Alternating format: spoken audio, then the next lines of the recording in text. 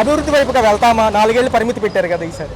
4 ఏళ్ళు పరిమితి ఉంది కానివ్వండి, అభివృద్ధి ప్రస్తుతం ఏం కనపడతలేదు. మరి ముందు ముందు వస్తుందో లేదో నమ్మకం లేదు. అంటే ఉగాది నుంచి ఏమో సార్ మళ్ళీ బస్సు పథకం అమలు అంటున్నారు, 1500 మహిళలతో అంటున్నారు, మహిళలకు ఇస్తామన్నారు. కానీ ఇప్పటిదాకా చెప్పినవి చేస్తే కదా నమ్మకం ఉండేది. ఇంతవరకు ఎవరికి చేయలేదు, నమ్మకం లేదు, చేస్తాడని నమ్మకం లేదు.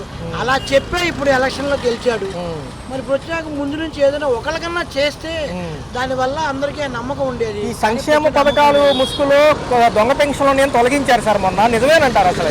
దొంగ పెన్షన్లు అన్నప్పుడు ఇప్పుడు వాళ్ళకు ఎవరెవరో బయట పడాలిగా, పడకుండా అప్పుడు కొత్త పెన్షన్ దిక్కు లేదు, పాత పెన్షన్లు 60 దాటిన దిక్కు లేదు.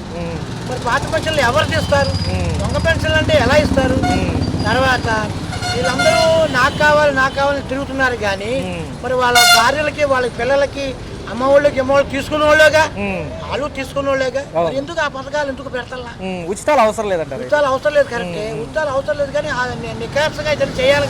అవును, అది ఇలా నమ్మకం లేదు ముందు ప్రస్తుతం. జగన్మోహన్ రెడ్డి గారు జనవరి పండగ అనంతరం ప్రజల్లోకి వస్తామంటున్నారు, ఎందుకు ఇంత లేట్ అవుతుంది? గతంలో మేము అమలు చేశాక కరోనాలో అంటున్నారు. కాదు గ్యాప్ తీసుకుంటేనే జనాలకు తెలుస్తుంది. ఎందుకంటే అవతల వ్యక్తి చేస్తాడో లేదో ఇప్పుడు చూశారు, చూసిన తర్వాత జనాల్లోకి వెళ్తేనే వాళ్ళ అభిప్రాయం బయటపడుతుంది. రేపు 6వ తారీఖు నుంచి రేపు ఈ ఆరోగ్యశ్రీ బంద్ అంటున్నారు. 4,000 కోట్లు ఉన్నాయి.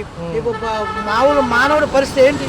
సాధారణ మానవుడి పరిస్థితి ఏంటి? నిన్న మీటింగ్ లో కూడా చెప్పడం జరిగింది, కేంద్ర స్కీముల్లో నమోదు చేసుకోమంటున్నారు. ఎంతవరకు తెలుసు సార్? సెంట్రల్ గవర్నమెంట్ కేంద్ర స్కీములు చేసుకోమంటున్నారు కానీ ఆ ఫోనుల్లో అవ్వట్లేదు. దానికి ఎవరు కర్త కర్మ ఎవరు లేదు, చేద్దామంటున్నారు. ఇప్పుడు ఇద్దరికి అయితే అది కాదు, ఇప్పుడు 2 లక్షల మందిలో 10 మంది అయితే కాదు, 2 లక్షల్లో 1,90,000 అయితేనే అయినట్టు. అంతేగాని 10,000 మంది అయితే ఉపయోగం. అది ఇవాళ పరిస్థితి. ఒక పక్క ఉప ముఖ్యమంత్రి పవన్ కళ్యాణ్ గారు ఉన్నారు, ఆయన ఎలా అనిపిస్తున్నారు సార్? ఎవరైనా చేసే పని ఒకటేనండి, ఎవరన్నా చేస్తే దాన్ని చెప్పుకుంటారు. ఎంతవరకు చేయాల అంటే లోటు బడ్జెట్లు ఇన్ని పథకాలు అవుతాయి అంటారా నిజంగా? అసలు లోటు బడ్జెట్ లో పథకాలు అవ్వాలంటే ఎన్ని కోట్లు పైనుంచి వస్తున్నాయి. మన వరదలకు ఎన్ని కోట్లు ఇస్తారు, ఎన్ని కోట్లు ఖర్చు పెట్టారు ఒకసారి ఆలోచించండి.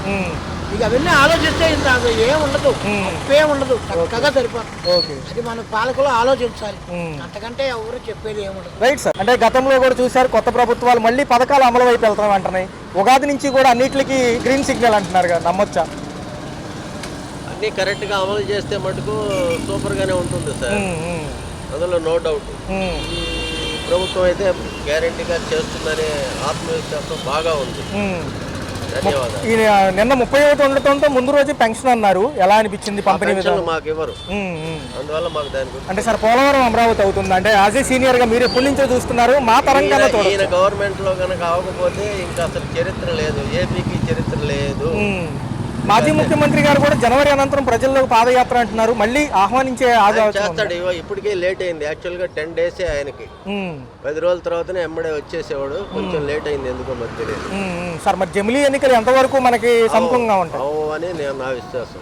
వాలంటీర్ వ్యవస్థ కూడా లేదు సార్, ఎలా అనిపిస్తుంది సార్? వాలంటీర్ వ్యవస్థ లేదు, అది ఉంటే కొంచెం బాగానే ఉండేది. దీన్ని కూడా ఆయన కూడా కొంచెం మోడిఫై చేసి పెడితే బాగుండేది సార్. చూసుకుంటే నిత్యావసర సరుకుల ధరలు, కరెంట్ ఛార్జీలు బాగా మోతగా అనిపిస్తున్నాయి అంటున్నారు, ఎలా అనిపిస్తుంది? అవునండి, పెరిగినాయి బాగా. కేంద్రం రాయితీలు ఇవ్వచ్చుగా అంటున్నారు చాలా వరకు, మళ్ళీ జీఎస్టీ పెంచే రాయితీలు ఇవన్నీ తీసేస్తేనే మన దేశం బాగుపడుతుందండి. అంటే ఆకలేస్తే వాడు కష్టపడతాడు. అన్ని ప్రభుత్వాలు అన్ని రాయితీలు అవి ఇవి ఇస్తుంటే చెత్తలంజాలాగా ఇంట్లో కూర్చుంటున్నారు. అంటే సార్ లోటు బడ్జెట్ లో అమలు అవుతాయా పథకాలు అనేది? ఈ లోటు బడ్జెట్ లో పథకాలు అమలు అవుతాయా అంటున్నారు. అవన్నీ అవవు కాబట్టేనండి, అవి అవ్వవు కాబట్టి మళ్ళీ అప్పులు తెస్తారు, మళ్ళీ మన ఎత్తిన భారమే. అసలు అవన్నీ లేకుండా ఉంటే సరిపోతుంది అనేది నా అభిప్రాయం. Okay sir. ప్రజెంట్ అయితే వర్క్ అంతా బాగానే ఉంది, అన్ని విషయాల మీద అయితే క్లారిటీ వస్తుంది అందరికి, ప్రజలకు కూడా. ఇక రాయబోయే కాలంలో మాకు గ్యారంటీగా అయితే ప్రభుత్వం మారిద్దేమో. అంటే రాజకీయాల గురించి కాదు, పాలన మారి జనాలందరూ కొంచెం అభివృద్ధి బాట అయితే పడతారు. అంటే ఉగాది నుంచి ఏమో ఉచిత బస్సు అంటున్నారన్న, మహిళలకు 1500తో పాటు అమ్మ తల్లికి వందనం కూడా వేస్తాం అంటున్నారు. ఈసారి చూడొచ్చు అంటారా? తల్లికి వందనం అంటే ఇప్పుడు డబ్బుల విషయం తర్వాత వస్తారు, ఎందుకంటే ప్రతి ఒక్కరు పని చేసుకుంటారు, వచ్చే రూపాయితో వాళ్ళ ఆధారం మీద వాళ్ళు బతకగలుగుతారు. కానీ మనకనే సదుపాయాలు ఉంటాయి కదా, సదుపాయాలు కలిగిస్తే చాలు. అంటే పబ్లిక్ ట్రాఫిక్ వల్ల కావచ్చు, రోడ్ల వల్ల కావచ్చు. కానీ మనకి ఇప్పుడు ఉన్న కూరగాయల మార్కెట్ ఉంది, ఇప్పుడు ఎగ్జాంపుల్ దీంట్లో ఉండే వెజిటేబుల్స్ అన్ని బయట కూడా దొరుకుతున్నాయి. కానీ ఇక్కడికి కావాల్సింది ఏంటంటే రైతులకు జరిగే న్యాయం ఉంది కదా, మార్కెట్ ప్రైజెస్ అనేవి, మార్కెట్ ప్రైజెస్ అనేవి అక్కడ కూడా సేమ్ లాగా ఉండాలి. ఒక చోట ఇక్కడ 20 రూపాయలకు వస్తే కనుక అక్కడ 100 రూపాయలు పెడుతున్నారు కదా, అటువంటి ఐటమ్స్ ఉంటాయి కదా, ఐటమ్స్ విషయాల్లో ధరలు కొంచెం తగ్గిస్తే బాగుంటుంది. పక్క చూసుకుంటే మాజీ ముఖ్యమంత్రి గారు జనవరి పండగ అనంతరం కూడా ప్రజల్లోకి వస్తామంటున్నారు. కూటమి నాయకులు ఈసారి పథకాల అమలు ఖచ్చితంగా ఉంటుంది కొత్త సంవత్సరంలో అంటున్నారు. ఎలా ఉంటుంది వ్యత్యాసం? జగన్ గారి ప్రభుత్వాన్ని ద్వేషించాలనేది మా ఉద్దేశం కాదు. జగన్ గారి ప్రభుత్వం కూడా చాలా బాగుంది. ఎందుకంటే కరోనా టైంలో కూడా మాకు వల్ల చాలా యూస్ఫుల్ అయింది. వాళ్ళ వల్ల పార్టీల వల్ల కొంతమంది భేదాలు ఉండొచ్చు, కానీ రాజకీయ పరంగా అయితే కనుక ఇద్దరు బాగానే ఉంటారు. ఉప ముఖ్యమంత్రి పవన్ కళ్యాణ్ గారు ఎలా అనిపిస్తుంది ఆయన పనితీరు? పవన్ కళ్యాణ్ గారు అయితే కనుక ఇంకా ఆయన గురించి మాటలు లేవండి. ఆయన పడే కష్టాలు, మనలాంటి ప్రజల కోసం ఆయన పడే కష్టాలకి చాలా హ్యాండ్స్ అప్ అండి. సో కొత్త సంవత్సరం వచ్చింది, ఎలా అనిపిస్తుంది అన్న చూసుకుంటే? మారిపోయండి, అన్ని మారేదులు బాగున్నాయి. ఇక అమరావతి, పోలవరం, ఉద్యోగ కల్పన, మనం కూడా ఒక ఐటీ సెక్టర్ గా ఫామ్ అవ్వచ్చా ఈ విశాఖపట్నం కానివ్వండి? ఇక మిగతా పనులు పెరిగి అందరికీ కూడా కూల్ రేట్లు పెరిగి, అవును, కూల్ రేట్లు కూడా పెరిగితే ఏంటంటే మనకున్నే దొరికే సామాగ్రి మొత్తం రేట్లు పెంచేశారు, కానీ మనకిచ్చే జీతాలు దానికి సరిపోవు. మన జీతాలు కూడా పెరిగితే కనుక బాగానే ఉంటుంది. జీతాలు పెరిగినా పర్లేదు, లేకపోతే కనుక ఉన్న సరుకుల రేట్లు ధరలు తగ్గినా పర్లేదు. మాకు రెండింటికి మేము అంగీకరిస్తాం. ఓకే అండి. కొత్త సంవత్సరంలో కొత్త పథకాలతో పాటు ఉగాది నుంచి బస్సు పథకము, మహిళలకు 1500, అమ్మకు 100, నిరుద్యోగ వృత్తికి కూడా నిన్న ప్రకటన వచ్చింది. ఎలా అనిపిస్తుంది? చాలా హ్యాపీగా ఫీల్ అవుతున్నారమ్మా మన ప్రజలంతా కూడాను. ఓకే, పాత సంవత్సరంలో కాకుండా కొత్త సంవత్సరం అందరికీ కూడాను ఆశాజనకంగా ఉంటుందని, ముఖ్యంగా కొత్త సంవత్సరంలో మహిళలకి ఉచిత ప్రయాణం అని ప్రవేశపెట్టడం మన ప్రభుత్వం ప్రకటించింది కాబట్టి ప్రజలందరూ కూడా చాలా హర్షాధ్వానాలను తెలియజేసుకుంటారు. సార్, వన్స్ ఈ జిఎస్టీ ఏదైతే బిల్లు ఉందో, ఏదైతే మనకి సంబంధించి జమిలీ ఎలక్షన్స్ బిల్లు కమిటీలో ఆమోదిస్తే 2027కే మళ్ళీ రాబోతున్నాం అంటున్నారు. కూటమి ప్రభుత్వాలతో సహా కేంద్రం ఎలా అనిపిస్తుంది? అది ఎట్టి పరిస్థితుల్లోనూ 2027లో మాత్రం 27 లోపల మాత్రం వచ్చేది లేదమ్మా. అయితే 29 తర్వాతే పార్లమెంట్లో డెసిషన్ తీసుకుంటారనేది నా అభిప్రాయం. సార్, ఏదైతే ఉందో డెవలప్మెంట్ వైడ్గా వెళ్తే అన్ని జరుగుతాయి అంటున్నారు. పెన్షన్ పంపిణీ విధానం కూడా ముందే ఇచ్చారు, నేను 31st కావడం ఇచ్చారు. ఒక రోజు ముందు ఎప్పుడూ లేని విధంగా ఇవాళ సెలవు కాబట్టి అందులో కూడా ఉద్యోగస్తులంతా వాళ్ళ రిక్వెస్ట్ మేరకు ప్రభుత్వం వాళ్ళ రిక్వెస్ట్ ఆమోదించి ఒక రోజు ముందే పంపిణీ చేయడం జరిగిపోయింది. 99.9% అయిందని ప్రభుత్వ లెక్కలు తెలియజేస్తారు. మరొక అంశం ఏంటంటే సార్, సినీ రంగాన్ని కూడా ఇక్కడికి ఆహ్వానిస్తున్నారు. ఎలా అనిపిస్తుంది? కొత్తగా బెనిఫిట్స్ మనకు ఉన్నాయి కదా ఇక్కడ. ఉన్నాయి. సినిమా ఇండస్ట్రీ ఆల్రెడీ చెన్నై నుంచి వచ్చారు, బాగా స్థిరపడిపోయి ఉన్నారు. మనకు కూడా వస్తే మనకు కూడా ఆదాయం పెరుగుతుంది, రావాలని నా అభిప్రాయం. సో ఎలా ఉండబోతుంది సార్ కొత్త సంవత్సరంలో? కొత్తగా ఏదైతే అమరావతి డెవలప్మెంట్ పనులతో సహా మిగతాది అభివృద్ధికి సంబంధించి రైల్వే లైన్లు కానివ్వండి, విశాఖ జోన్ మొత్తం ఇండస్ట్రియల్ కారిడార్గా, గ్రీన్ కారిడార్గా కూడా డెవలప్ అవుతుంది అంటున్నారు. ఎలా అనిపిస్తుంది? బుల్లెట్ ట్రైన్లా దూసుకుపోతుందమ్మా అమరావతి అభివృద్ధి కానివ్వండి, విశాఖపట్నం అభివృద్ధి కానీ. ఎవరు ఎన్ని ఆటంకాలు కల్పించి ట్రై చేసినా ఇది బుల్లెట్ ట్రైన్ లాగానే వెళ్ళిపోయి చాలా స్పీడ్గా ఈ అమరావతి అయితేనేమి, విశాఖపట్నం కారిడార్ డెవలప్మెంట్ అయితేనేమి చాలా ఫాస్ట్గా జరుగుతుందని కూడా మనందరి ఆశ. మాజీ ముఖ్యమంత్రి గారు కూడా జనవరి నుంచి మళ్ళీ పాదయాత్ర స్టార్ట్ చేయబోతున్నారు. ఆయన కూడా ఆహ్వానిస్తారంటారా ప్రజలు? ప్రజలు ఆదరిస్తారా లేదా ఆయన వచ్చాక కానీ మనకు తెలుస్తుంది. చెప్పండి, ఆయనకు వస్తే అప్పుడు తెలుస్తుంది ప్రజల అభిష్టం. కేంద్ర ప్రపంచ బ్యాంకు రుణంతో సహా కేంద్రం ఇచ్చే నిధులు కూడా ఈసారి సక్రమంగా మనం యూజ్ చేసుకోవచ్చు అంటారు కదా? డెఫినెట్గా రూపాయి ఎక్కడా వేస్ట్ కాకుండా ప్రతి రూపాయి ప్రజల కోసం, ఈ అభివృద్ధి కోసం ఖర్చు పెడతారు. ప్రజల సంక్షేమాన్ని దృష్టిలో పెట్టుకొని డెఫినెట్గా అభివృద్ధి జరుగుతుంది. సార్, చూసుకుంటే ఈ కొత్త సంవత్సరం నుంచి కొత్త రిజిస్ట్రేషన్ ఛార్జీలతో సహా భూ రేట్లు కూడా పెరగనున్నాయి. పల్లెటూరులో కూడా చదరపు గజం వచ్చేది 950 రూపాయలు అంట. మంచి ఆశాజనకమేనంటారు ఈసారి రియల్ ఎస్టేట్. ఈ మాత్రం ప్రభుత్వం అది మరోసారి ఆలోచించాలి. 2 ఏళ్ల క్రితమే నేను పాత ప్రభుత్వం రిజిస్ట్రేషన్ ధరలు పెంచడం, ఆస్తి దాదాపు 15-25% పెంచుంది ఆల్రెడీ.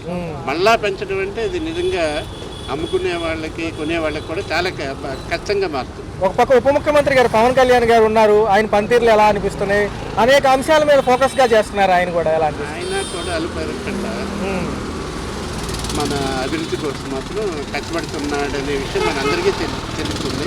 మనందరి అభిప్రాయం కూడా ఆయన చాలా విశ్రాంతి కూడా తీసుకోకుండా బాగా కష్టపడుతుంది. Thank you. 2024 వెళ్ళిపోయింది. ఈరోజు ఏదైతే జనవరి 1 ఎలా అనిపిస్తుంది? గతం కంటే ఇప్పుడు బాగుందా? మళ్ళీ వచ్చారు కదా అందుకే. మరి చూసుకుంటే ప్రభుత్వాలు కూడా వచ్చాయి కొత్తవి, ఎలా అనిపిస్తున్నాయి? ఈసారి డెవలప్మెంట్ వైపుగా ఎలా ఉంటుంది అంటారు? అనుకుంటారు చంద్రబాబే కదా. మరి సినీ రంగం నుంచి కూడా మన పవన్ కళ్యాణ్ గారు ఉన్నారు, ఆయన ఎలా అనిపిస్తుంది? రాబోయే కూడా సంక్రాంతి సీజన్ బెనిఫిట్ షోలకు కూడా అవకాశం ఇచ్చారుగా. ఇప్పుడు ఇంటర్నెట్ మొత్తం ఆయనే ఉంది, ఇంకెవరున్నారు? మొత్తం ఆయనే ఉన్నారు. ఓకే, మరి ఎలా ఉంది రేపు సంక్రాంతి పెద్ద సీజను? హైదరాబాద్లో బెనిఫిట్ షోలు లేకపోయినా ఇక్కడ ఉన్నాయిగా. ఉంటుంది మరి ఏమంటారు ఈసారి ఉచిత బస్సు ప్రయాణాలు మహిళలకి అన్ని మంచి అని అంటారు ఈసారి పథకాలు? ఇది మంచి ప్రభుత్వం, జస్ట్ ఇది మంచి ప్రభుత్వం అన్నీ. మరి గతంలో పాపం ఆయన ఉన్నారు, ఆయన ఏమన్నా బాగుందా? ఏం కనిపించలేదు కదా, ఏం కనిపించలేదు బాగా. ఓకే, జనవరి నుంచి వస్తానంటున్నారు ఆయన కూడా. చూద్దాం ఆయన ఎప్పుడు వస్తారో. జరుపుతున్నా అన్నయ్య గారు చూసుకుంటే ఈ న్యూ ఇయర్ 2025లోకి అడుగు పెట్టాము. ఒక పక్క చూసుకుంటే ప్రభుత్వాలు కొత్తవి వచ్చినాయి, 7 నెలలు అవుతుంది. మీకు ఎలా అనిపిస్తుంది ఈ ప్రభుత్వం? ఇప్పుడు ఏంటంటే వచ్చిండ్రు చెయ్యాలంటే చేస్తారు, కొంచెం టైం పడుతుంది. ఎందుకంటే దీనికన్నా ముందు గవర్నమెంట్ చాలా జరిగినాయి అవతవకలు, వాళ్ళు దీన్ని రెక్టిఫై చేసి కొంచెం టైం తీసుకొని కొద్దిగా చేస్తారు. లాస్ట్కి నెక్స్ట్ ఎలక్షన్ వస్తుంది కదా, ఆపై కొంచెం ఎక్కువ దృష్టి పెడతారు. ఒకవేళ 2027కి జమిలీ ఎన్నికలు ఓకే అయి వచ్చే కమిటీలో ఆమోదం పొంది జమిలీ ఎలక్షన్స్ కనుక వస్తే మళ్ళీ ప్రతిపక్షాలకు అవకాశం దక్కినట్టే అంటారా? ప్రతిపక్షాల ఛాన్సెస్ వాళ్ళకి 50%, 100% అయితే కాదు. ఎందుకంటే వాళ్ళ పార్టీ ఆల్మోస్ట్ అయిపోయింది 99%. 1% ఆడే దాక్కొని కూర్చొని వాళ్ళు మళ్ళీ రావాలంటే 4 years తర్వాత ఎలక్షన్ టైం వస్తారు. సో వాళ్ళకి ఛాన్సెస్ అయితే తక్కువ. ఒక పక్క చూసుకుంటే ఏదైతే మాజీ ప్రభుత్వాలు పోరుబాటు పడడానికి జనవరి అనంతరం జగన్మోహన్ రెడ్డి గారు పండగ అనంతరం జనంలోకి వస్తామంటున్నారు. ఇటుపక్క ఉప ముఖ్యమంత్రి గారు కూడా ఖండిస్తున్నారు అనేక వ్యాఖ్యలు ప్రతిపక్షాలు చేసేవి. ఎలా అనిపిస్తుంది? ఇప్పుడు సార్ వాళ్ళు రాకపోతే పబ్లిక్ వాళ్ళని టోటల్గా మర్చిపోతారు.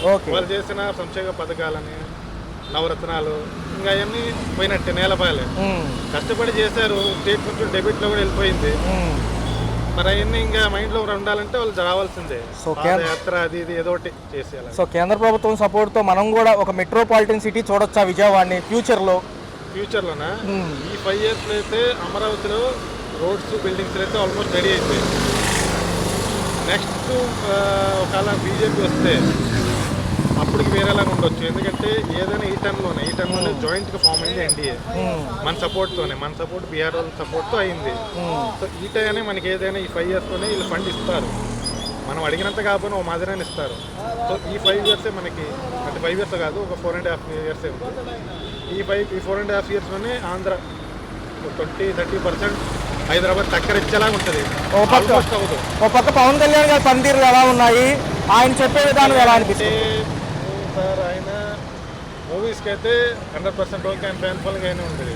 రాజకీయాలు అనేది కొత్త, సరే ఇప్పుడు నేర్చుకుంటున్నారు. సరే ఆడేడ ఇనాగ్రేషన్ ఏమైనా ఉంటే సంథింగ్ చేస్తుంది, ఇంకా టైం పడుతుంది. సో సార్ చూసుకుంటే మరి పెన్షన్ పంపిణీ విధానం ఎలా ఉంది? 31 కావడంతో మొన్నే పంపిణీ చేశారు. చాలా వరకు ఎలా అనిపిస్తుంది? పర్లేదంటారా? ఈ విధానం బాగానే ఉందా? నాకైతే అంతగా నచ్చలేదు. ఇప్పుడు లాస్ట్ ఇయర్ ప్రీవియస్ గవర్నమెంట్లో మా మామగారు చచ్చిపోయారు, డెత్ అయిపోయింది, ఆయన ట్రక్ డ్రైవర్. మా అత్తగారికి అప్పటి నుంచి ఇప్పుడు దాకా కొత్త గవర్నమెంట్ ఫామ్ అయినా కూడా రాలే పెన్షన్. అయ్యో ఓకే సార్, ఓకే. ఇప్పుడు ఆల్మోస్ట్ 1.5 year అయింది. కొత్త గవర్నమెంట్ ఫామ్ 6 months అయింది. పాత గవర్నమెంట్లో 1 year ఉంది. అది కాదు కానీ అలా మీ సేవ చుట్టూ తిప్పుతున్నారు. ఉగాది నుంచి మహిళలకేమో ఉచిత బస్సు అంటున్నారు, అమ్మకు తల్లికి వందనం కూడా వేస్తామంటున్నారు, 1500 మహిళలకు ఇస్తామంటున్నారు. నిన్నే ప్రకటన వచ్చింది సార్, ఎలా అనిపిస్తుంది? ఇస్తే మంచిదే సార్.